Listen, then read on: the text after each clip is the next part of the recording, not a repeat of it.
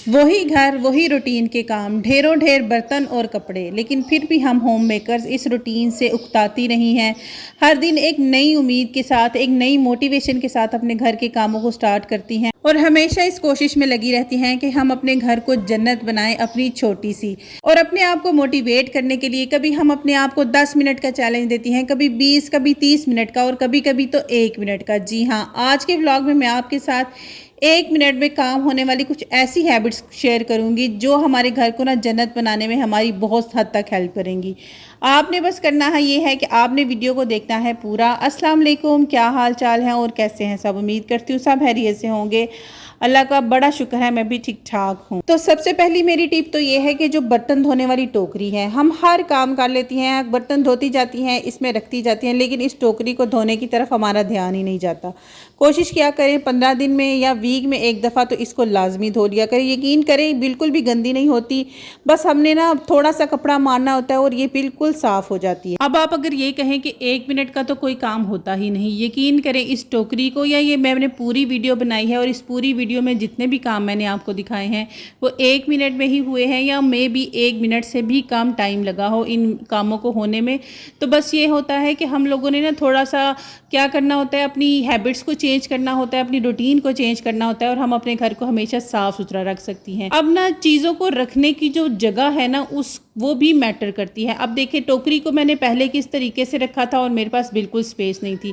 अब मैंने इस तरीके से रखा है तो मेरे पास कितनी स्पेस हो गई है। हर बंदे का ना लहसुन को स्टोर करने का अपना अपना तरीका है। बाज़ लोग इसको पेस्ट बनाकर रख लेते हैं, बाज़ इसको ऐसे ही छील के रख लेते हैं, बाज़ डेली का डेली करते हैं। तो मैं इसको 2-3 दिन का इकट्ठा छील के रख लेती हूँ और इसको डेली यूज़ करती रहती हूँ।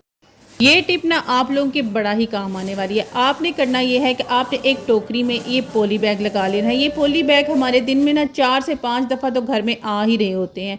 आप यकीन करें मेरे घर में जो मेरे डस्टबिन हैं कभी भी वो गंदे नहीं हुए। हमारे डस्टबिन गंदे होते ही सिर्फ़ और सिर्फ किचन के कचरे की वजह से, क्योंकि इसमें सब्जियां काटी जाती हैं, फल फ्रूट, उसके बाद गोश्त भी साफ़ करते हैं तो उसके भी हमने गंदगी उसी के अंदर डालनी होती है। तो सारा जो गंद होता है ना बेसिकली वो किचन का होता है। और मोस्टली लोगों ने ना डस्टबिन किचन में रखे हुए होते हैं, जिस वजह से किचन में कॉकरोचेज और स्मेल आती है। समटाइम कूड़ा लेने वाला भी 2-2 दिन नहीं आता तो वो कूड़ा फिर वहीं पे सड़ता गलता रहता है और फिर जो है वो हमारे लिए ही बीमारियों का बायस बनता है। मैं तो यकीन करें जब से अपने घर में आई हूँ यही तरीका अपना रही हूँ और मेरे डस्टबिन को मुझे हार्डली महीने में 1 दफ़ा वॉश करना पड़ता है। अदरवाइज मेरे डस्टबिन कभी गंदे नहीं होते। वो भी इसलिए क्योंकि जाहिर सी बात है जब हम झाड़ू लगाते हैं रेत तो निकलती है ना बस, और तो कौन सा हमने अपने डस्टबिनों में ला के तो बाहर से नालियों से कीचड़ उठा उठा के हमने अपने डस्टबिनों में डालना होता है। ऐसा कुछ भी नहीं होता। आपको यही मशवरा दूंगी कि अगर आपने अपने किचन में डस्टबिन रखा है तो इसको आप वहां से उठा दें। बीमारियों का भी बायस, गंदगी का भी बायस। हमेशा कोशिश किया करें अपने घर की ऑर्गेनाइजेशन को जितना सिंपल हो सके उतना सिंपल बनाएं। बहुत सी फैंसी डस्टबिन्स मैंने देखा है कि ऑनलाइन आई हुई हैं, लेकिन ये तरीका सबसे बेस्ट है, कोई तरीका कारआमद नहीं है। दूध से बालाई तो हम सभी उतारती हैं, क्योंकि दूध से बालाई उतार कर ही तो देसी घी बनाया जाता है। लेकिन कोशिश किया करें दूध से बालाई जैसे ही आपको लगे कि एक बालाई की अच्छी थिक लेयर आ गई है और आपने बालाई को बिल्कुल भी नहीं छेड़ना, फौरी तौर पर अगर आप उतार लेंगी ना तो यकीन करें बालाई बहुत अच्छी उतरेगी। यहाँ पर जी मुझे देर हो चुकी थी बालाई उतारने में। मेरी इतनी अच्छी बालाई थी जो दूध में मिक्स हो गई और उसकी लेयर भी अच्छी ना बनी। तो कोशिश करें कि जो बालाई है ना वो फ़ौरन उतार लिया करें। और बालाई हमेशा एक एयर टाइट डब्बे में बंद करके रखा करें, इससे आपके घी में कभी स्मेल नहीं आएगी। हम सब होम मेकर्स इस मानसून के मौसम में ना अपनी चीज़ों से बदबू निकालने की हर हद तक कोशिश करती रहती हैं और इसमें सबसे पहली जो चीज़ होती है ना वो किचन के पोने, दजियाँ या कपड़ा आप जो भी उन्हें बोलती हैं वो है। कोशिश करें हफ्ते में 1 दफ़ा इनको गर्म पानी के साथ अगर आप वॉश कर लें और डेली का डेली, मेरी तो यही रूटीन है, डेली का डेली मैं इनको ना किसी ऐसी जगह पर बिछाती हूँ जहाँ पर अच्छी धूप आ रही हो ताकि इनमें से जितनी भी स्मेल है वो निकल जाए। हफ्ते में 1 दफ़ा मैं अपनी लॉन्ड्री रूटीन में इनको लाजमी रखती हूँ कि मैंने इनको गर्म पानी में, बस आपने सरफ डालना है और इन्हें गर्म पानी से उबाल देना है। कुछ और आपने नहीं करना, आपके पोने इतने साफ़ होंगे, कोई इनमें से स्मेल नहीं आएगी, कोई चिकनाई नहीं होगी। हमेशा इस आदत को अपना के रखें कि जब भी आप बर्तन धोने लगें, बर्तन धोने से पहले जो आपकी टोकरी में पहले बर्तन मौजूद हैं उनको उठाएं, उनको अपनी अपनी जगह पर रखें और उसके बाद आप बर्तन वॉश करें। अक्सर मैंने ऐसी बहनें देखी हैं जो मेरी अपनी फैमिली में हैं, क्योंकि मैं लोगों के घरों में तो नहीं जा रही ना, अपनी ही फैमिली की बात करती हूँ। और कुछ ऐसे लोग जिनको हम जानते हैं ना, तो वो क्या करती हैं कि उसी टोकरी के अंदर बर्तनों को रखती चली जाती हैं और जो ऑलरेडी ड्राई हुए हुए बर्तन होते हैं वो फिर से गीले हो जाते हैं। दूसरी चीज़, वाइपर ज़रूर लगाया करें उस टोकरी को उठाकर, ताकि जितना पानी उधर खड़ा है वो साफ़ हो जाए। एक तो ये हमारी हाइजेनिकली भी हमारे लिए अच्छा नहीं है, ऊपर से फिर वो जब मार्बल पे लगेगा मार्बल भी गंदा होगा।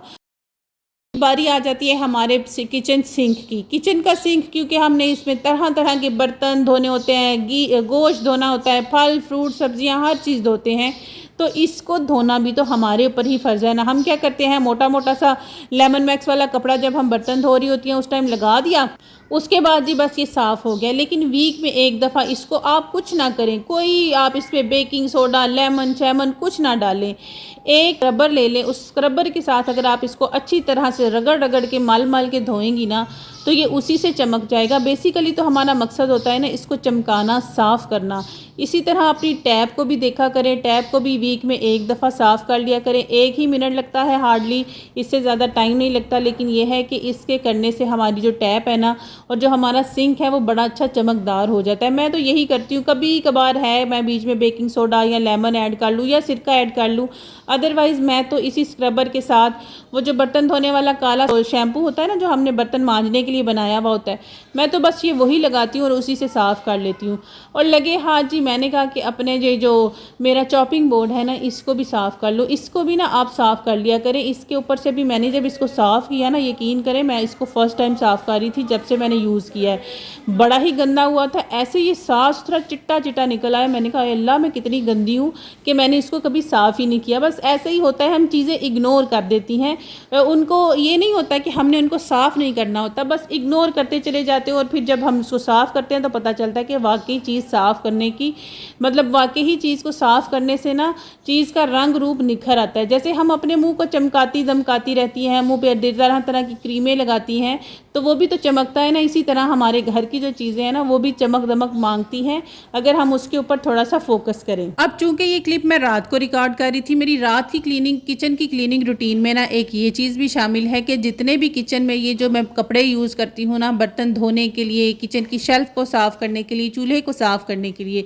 इनको मैंने रात को ना साफ़ करके धो के और अच्छे तरीके से ऐसे रखना होता है कि ये सुबह तक गीले ना हों और ड्राई रहें। क्योंकि अगर ये सुबह तक गीले रहेंगे ना, तो आप उसी गीले कपड़े के साथ अगर अपने किचन को साफ़ करेंगी, एक दिन आप ऐसा करके देख लें, आपको पता चल जाएगा कि इस कपड़े में कितनी स्मेल है।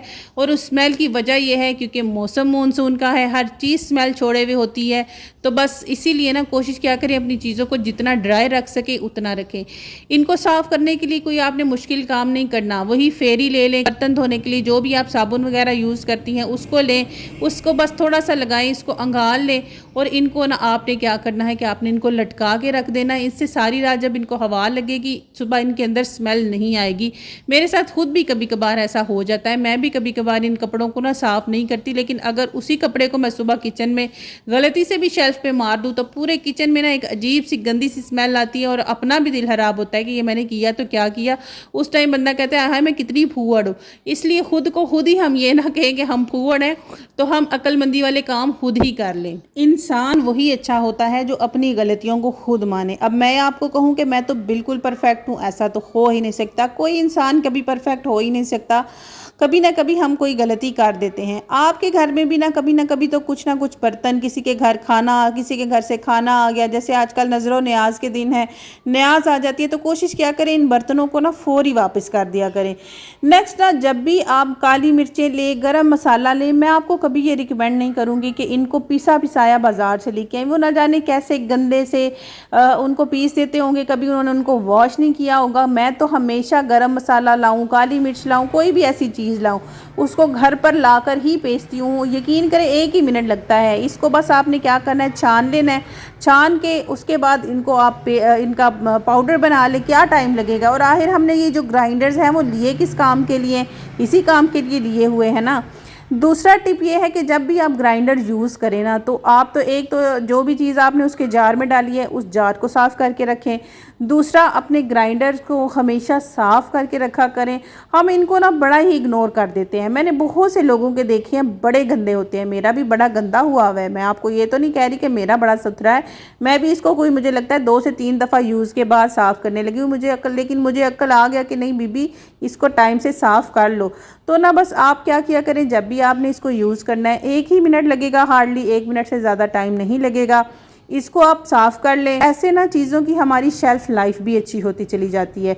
कभी कभार हमारे घर पे ना कोई मांगने ही आ जाता है कि यार अपनी मिक्सी ग्राइंडर दे दो या कोई भी चीज़ दे दो, तो फिर उस टाइम अगर कि अच्छा 2 मिनट रुक जाओ, मुझे एक दफ़ा उसको साफ़ कर लेने दो, तो अगला बंदा कहेगा है पहला नहीं सी पता, पहला साफ़ नहीं सी करने दा अकल आई है भी।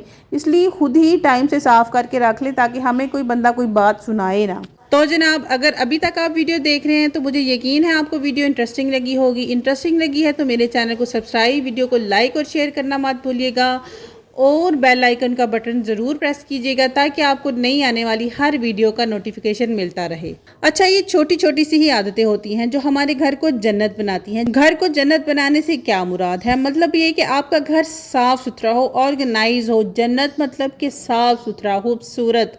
तो बस हम चाहती हैं कि हमारा घर साफ़ सुथरा रहे, खूबसूरत रहे। तो इसके लिए हमें खुद ही एफर्ट्स करनी पड़ती है ना। बस दफ़ा होता है हम बस क्या करती हैं कि आलस कर देती है, अच्छा चलो मैं अभी ये काम कर देती हूँ, अच्छा तुम रखो इसको, मैं थोड़ी देर बाद कर दूँगी। बस ये चीज़ होती है जो हमने अपने अंदर से निकालनी होती है और अपना घर जो है वो जन्नत जैसा बना लेती हैं। अच्छा, ये ना मैंने दराज से पंखों के कवर मंगवाए थे, तो उसके साथ ये जो पंखे का गोल गोल सर्व होता है ना वो आया था, तो वो बड़ा बेकार सा था। तो मैंने कहा कि इसको ना मैं इस अपने अप्लाइंसेस के कवर्स बना लेती हूँ। मैंने ना इसको इसके ऊपर दिया और ये बड़ा अच्छा इसके ऊपर फिक्स आ गया। उसको बस मैंने गिरा लगाई और मेरे एक अप्लाइंस का कवर तैयार हो गया। तो बस ये आज के व्लॉग के लिए इतना ही। उम्मीद करती हूँ आपको व्लॉग पसंद आया होगा। अल्लाह हाफिज़।